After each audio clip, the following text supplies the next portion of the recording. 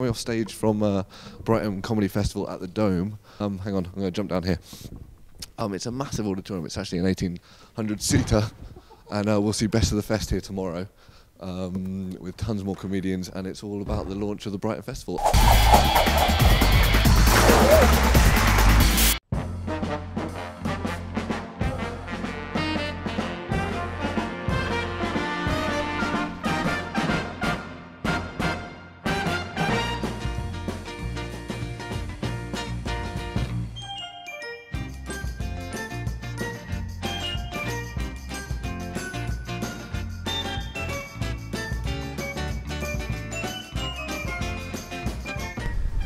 So here we are, Brighton Comedy Festival, a larger festival than most, 3 weeks running time, and a lot of the places where most of the comedians start their big tours or end their big tours throughout the year. So it launched last night with the gala where Michael McIntyre took to the stage to headline a Alan Carr gig. We saw Andy Osho, Sean Walsh and many others, and tonight is obviously Best of the Fest.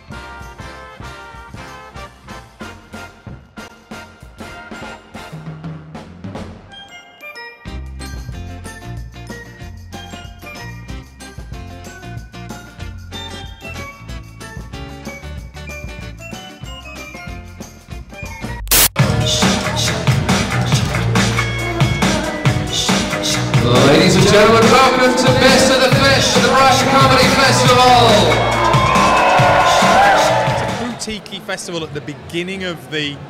We've all done Edinburgh, our shows are ready, we're all going out on tour. So it was quite good to be able to get all the guys and say, please start your tour here, because you know their shows are brilliant because you've seen them in Edinburgh.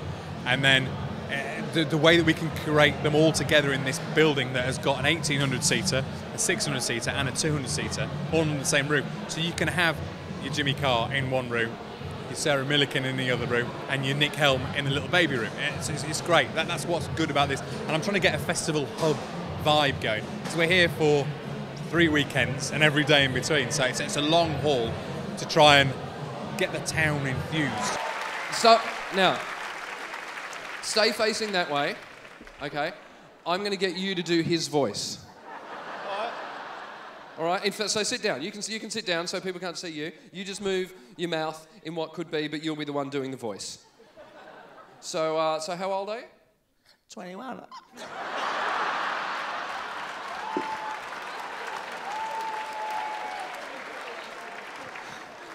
That was, for a moment there, I honestly went, fuck, where did I put the mic? I think come on, give him a deep voice. Okay, let's try it again. How old are you? 21. Well done. Excellent. What's your name? Kyle. What do you like doing on your nights out? Wanking.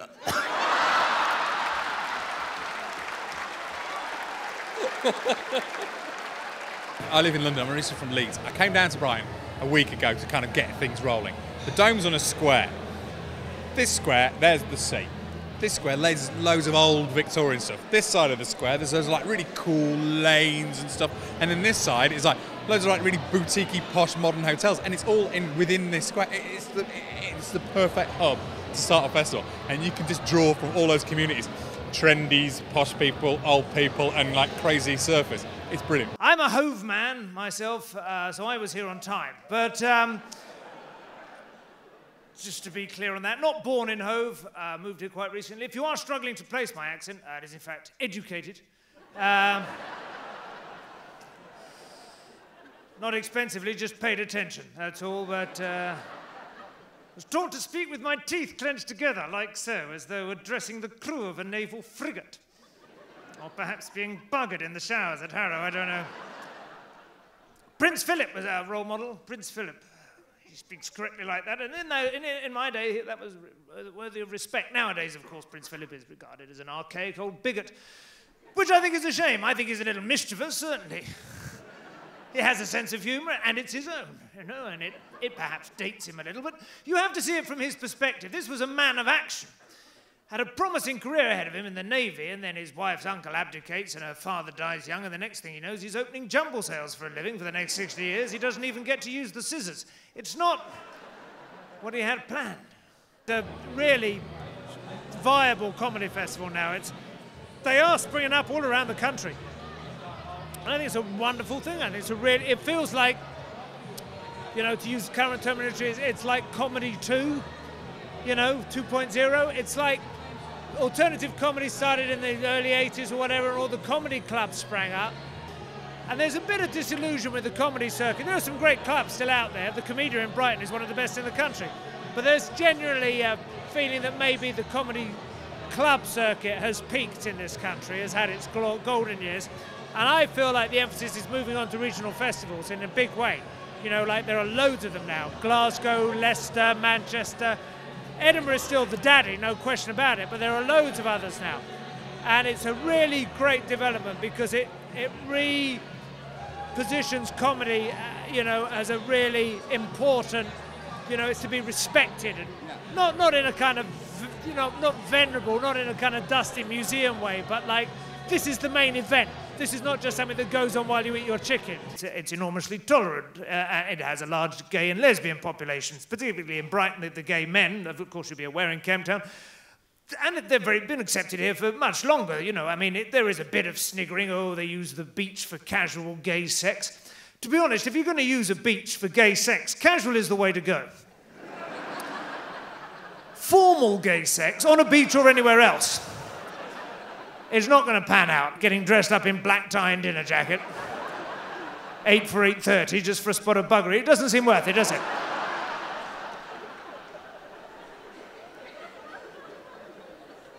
If you're going to have gay sex on a beach or anywhere else, it's important to be as relaxed as possible. At least until you've tossed the coin. That's what I remember.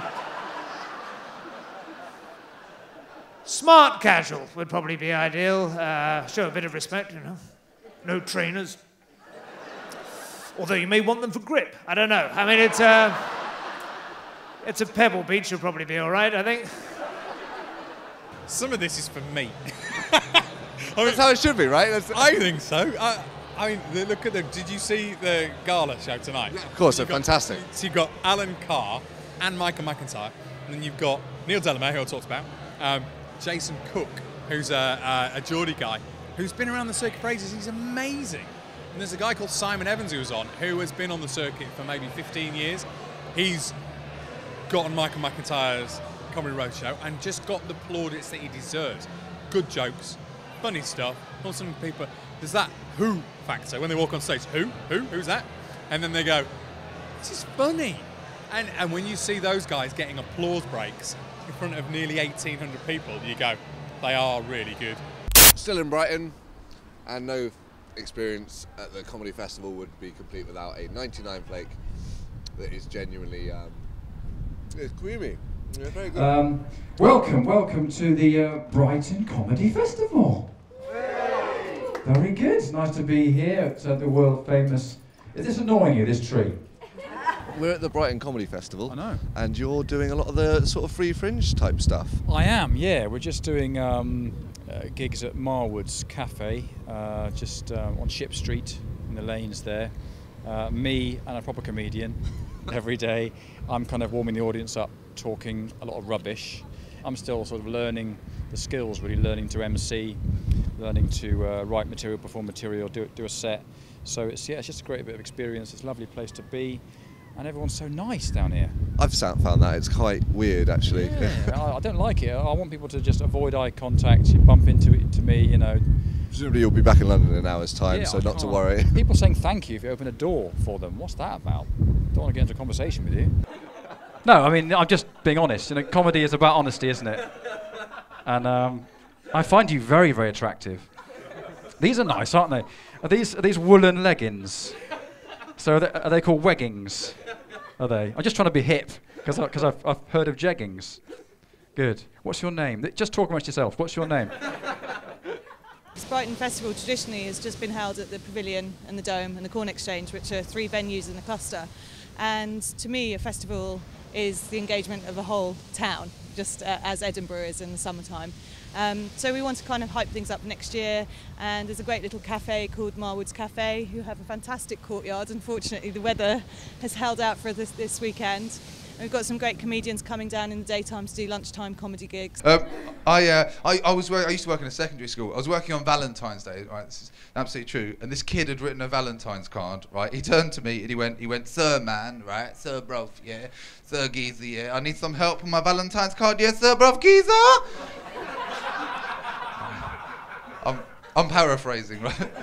I came over. This is exactly what he'd written on his Valentine's card, right? He'd written, "Dear Stacey, yeah." Right, with the yeah, right. "Dear Stacey, yeah. Our love will last forever, like the war in Iraq." Oh, yeah, go with that. Yeah, good luck. Just doing it in a dark room. I think more comedy clubs should have more obstacles like this. Welcome to the show, ladies and gentlemen. This is the stage here. How you doing, guys? This is. Do you know what? I'll do the stage here, ladies and gentlemen. Here is James Redburn. Yeah, here he is. Quite a cool festival, I suppose, because it's less fringe, but then we've got this element, which is amazing. I mean, strangely, we put the camera there. I'm going to reference it so that we can get away with it.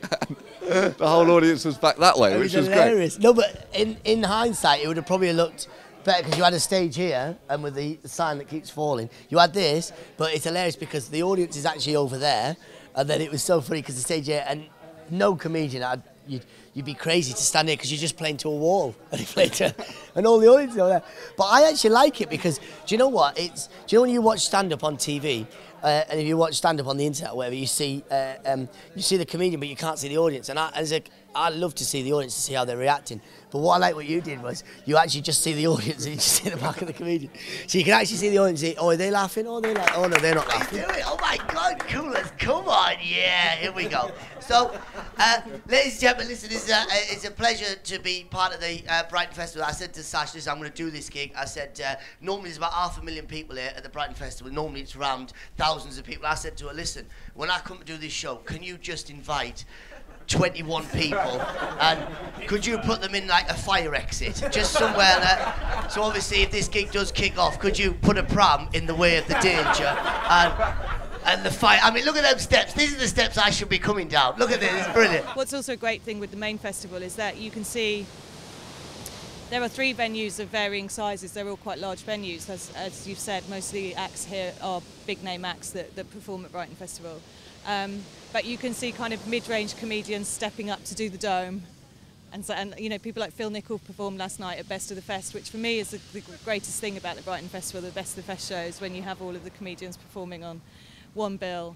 And Phil Nichol said last night in his show, you know, "I've never performed in front of such a large audience before," even though he won his award this year. You know, so it's a great opportunity for him to do something like that. And you also see that a couple of friends of mine just said, "God, Jim Jeffries, you know, he's playing at the Dome, in the main Dome. That's a bit of a step up from last year." And again, you know, you can see the step up in his career this year to playing at a bigger venue. And for me, the Dome is one of the greatest venues. I mean, for music or comedy, it's a fantastic venue to be in. I do love it, thank you. No, I really do. I love you guys. I love being in the South because you guys are so chilled out in Brighton, right? You know, you got a lot going on. I live in London. I lived in London for 13 years. Give me a cheer if you're from London. Fucking London, fucking London, hey! Fucking London, fucking London. I love London, but fuck is it aggressive, man. When I first moved to London, all I got was this: "Oi mate, do you fucking want some mate? Oi mate, do you fucking want some mate? Oi mate, do you fucking want some mate?" And that's just the children, little kids running around yelling at each other. Because London is organized to irritate you and make you angry. Who are you? Who are you? Who are you? That's the operator.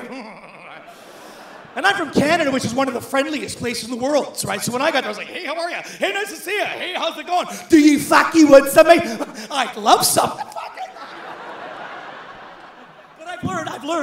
I've learned how to deal with my anger since I've moved to London. Do you know how I deal with my anger? Jazz ballet. Yeah, I don't get angry, I shimmy. So if some little punk is mouthing off to me on the tube, "Do you fucking want some, mate?" "Yes, I do." "What?" Just to watch this little Burberry mime. What the fuck's he talking about? I was being chased once by 4 skinhead Millwall supporters. 4 big fat football hooligans. "Do you fucking want some, mate? Do you fucking..." "Yes, I do." Just to watch them run away, fucking leave it, he's mental. And I run after them, jazz runs. Definitely looking forward to next year. 10th anniversary of the Brighton Comedy Festival. So they had Paramount Comedy with it before as a big sponsor. So that was great because it could attract the stuff with the telly as well. It's a 10-year anniversary. We're going to be doing these same venues, but I want to just get in a few more. There's a theatre over the road, there's a great comedy club over the road, and there's some little bizarre places just round the corner. I think we can sustain more shows and have a big... It's doing the kind of site-specific stuff, crazy happenings. I'm the only gay Eskimo. I'm the only one I know. I'm the only gay Eskimo in my tribe.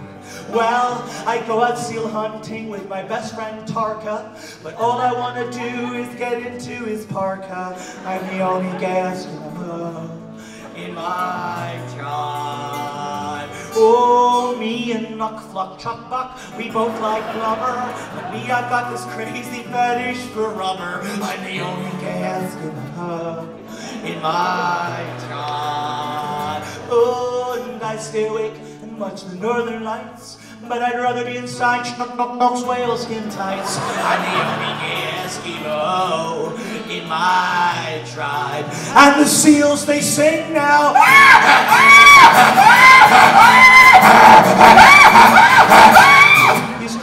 You can be a comedy purist, and there's different ways of approaching it. I write a new hour. I've written 13 hour-long shows for Edinburgh. 5 minutes. We got 5 minutes. So yeah, I mean, I think when we do club comedy, I travel around the world doing clubs all the time. So I really have sort of compacted all the as I pick up new bits. I mean, you know, the song I did last, that's new from last year, and the opening 2 minutes is like, you know, from a show 2 years ago, and I kind of just take I think people in clubs are quite demanding and deserve to be given your best stuff. So I don't use the clubs as an experiment. I use them as they paid money to see an act, so I go out there and try to amuse them and appease them. In my tribe, like Bob Dylan. The only one I know.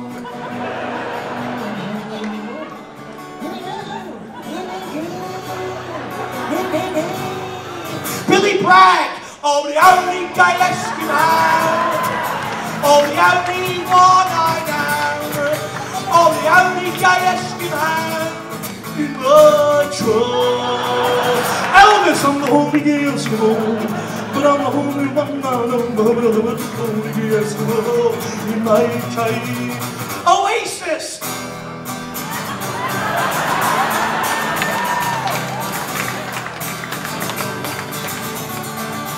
Morrissey, why am I? Why am I the only one? Why am I? Why am I the only one? Why am I?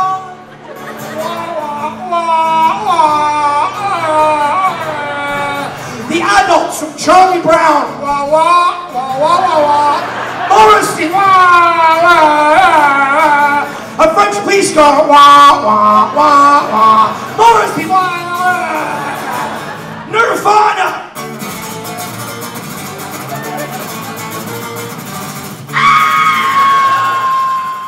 Yeah, it was. I mean, Brighton is one of the best places to play in Britain, and the crowd here. I mean, just something about being on the coast. I think chilled out, and yeah, I always have great gigs here. The gigs are usually fun, and the people are great, and yeah, I'm on a bit of a high now. Yeah, you can sort of tell you're quite ready for this. I'm on a bit of a high. My dad and mom have just got a computer, and they'll probably be seeing this at some point, so I'm not high. I'm on a bit of a high. Dad. I'm the youngest of all.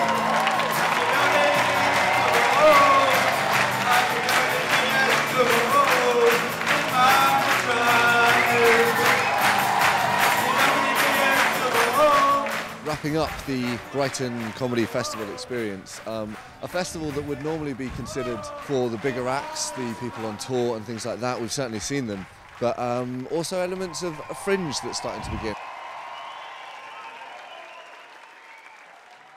10th anniversary, we can expect to see some more of the fringe elements coming in, but for now we've been able to see the likes of Nichol, Simon Evans, Michael McIntyre was even on one of the shows, and also in a lovely setting.